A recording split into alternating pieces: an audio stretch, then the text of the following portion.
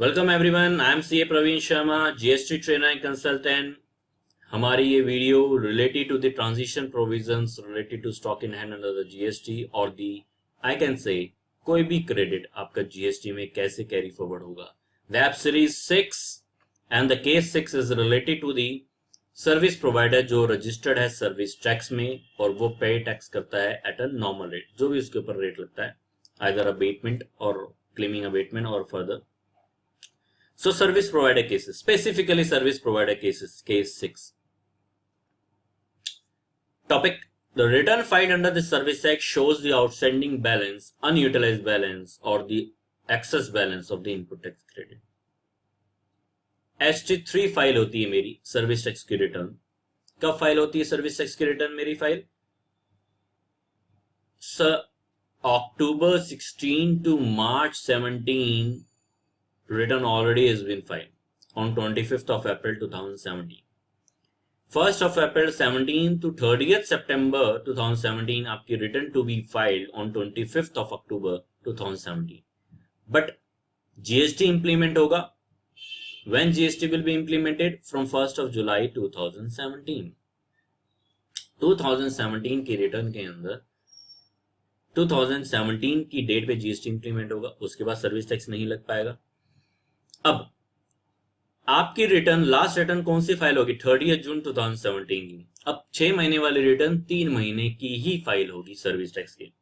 अब वो डेट 25 अक्टूबर है, हो सकता है कि वो डिपार्टमेंट चाहे तो उस डेट को और आगे लेके आ सकता है, ताकि क्योंकि एक फॉर्म ट्रेन 1 हमें फाइल करना पड़ेगा कि मैंने कितना क्रेडिट मुझे कैरी फॉरवर्ड करना है. वो 20 सितंबर लास्ट डेट है, इसलिए वो मेरा क्रेडिट पहले ही आएगा.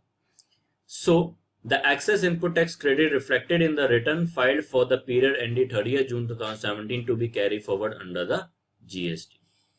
जितना भी आपका ITC होगा रिटर्न के अंदर as it is to be carried forward under the GST, जो 30 जून की मेरी जो रिटर्न फाइल होगी.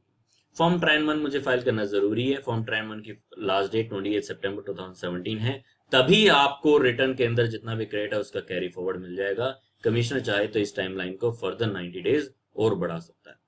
फॉर्म ट्रेन 1 के अंदर मुझे स्पेसिफिकली डिटेल देनी पड़ेगी कि मुझे कितना अमाउंट कैरी फॉरवर्ड करना है. उससे रिलेटेड मेरे जितने भी परचेज और सर्विसेज के इनवॉइसेस हैं एक सेपरेट फाइल में मेंटेन करके मुझे रखना होगा, ताकि मुझे फॉर्म ट्रेन 1 के वो अंदर वो इन्फॉर्मेशन सही तरीके से पुटअप हो. फॉर्म ट्रेन 1 एक सेपरेट वीडियोज में डिस्कस होगा. जितना भी क्रेडिट आपकी सर्विस टैक्स की रिटर्न के अंदर होगा shall be carry forward as a SGST नहीं CGST के फॉर्म में ट्रांसफर होगा, क्योंकि service tax is a central levy and जितना भी क्रेडिट सेंट्रल लेवी का होगा आज की डेट में वो सारा का सारा CGST की फॉर्म में इलेक्ट्रॉनिक क्रेडिट लेजर के अंदर ट्रांसफर हो जाएगा जीएसटी रिजीम के अंदर. रिटर्न के अंदर क्रेडिट है आपको मिल जाएगा, ट्रेन 1 आपको फाइल करना होगा, CGST की फॉर्म में वो ट्रांसफर होगा. बैलेंस कब कैरी फॉरवर्ड नहीं होगा? अगर रिटर्न में क्रेडिट है तब भी. अगर जीएसटी में उसका क्रेडिट नहीं मिलता है, इसका मतलब मैंने कोई टैक्सेबल सप्लाई नहीं करी. अगर मैंने कोई टैक्सेबल सप्लाई अगर करी है तभी उसका आईटीसी का उसका क्रेडिट इनपुट टैक्स का जो रिटर्न के अंदर आ रहा है क्रेडिट मिल जाएगा. ये में आईटीसी के प्रोविजन देखने पड़ेंगे. इसके लिए लास्ट 6 मंथ की रिटर्न फाइल होनी जरूरी है सर्विस टैक्स के लॉ के अंदर. लास्ट 6 मंथ कौन से हुए?